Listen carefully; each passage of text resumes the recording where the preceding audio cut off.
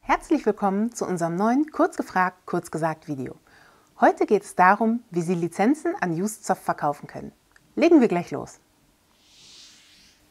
Welche Software kann ich an UsedSoft verkaufen? Wir kaufen Microsoft Volumenlizenzen an, darunter beispielsweise Office, Windows Server oder auch CALs. Im Grunde alles Produkte, die Sie auch in unserem Webshop finden. Welche Voraussetzungen gibt es? Die Software müssen Sie gekauft haben. Mit Miet- oder Abo-Modellen funktioniert es nicht. Und Sie dürfen die Lizenzen nicht weiter nutzen.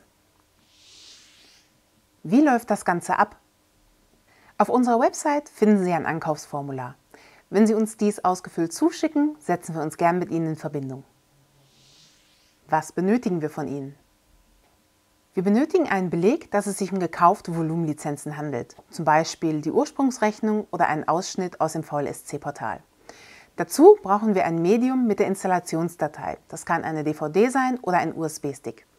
Außerdem brauchen wir natürlich auch Lieferschein und Rechnung von Ihnen, damit die Lizenzen rechtmäßig in unseren Besitz übergehen.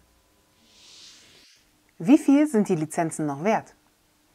Das ist abhängig von Produkt, Version und Edition. Für neuere Lizenzen bekommen Sie natürlich etwas mehr.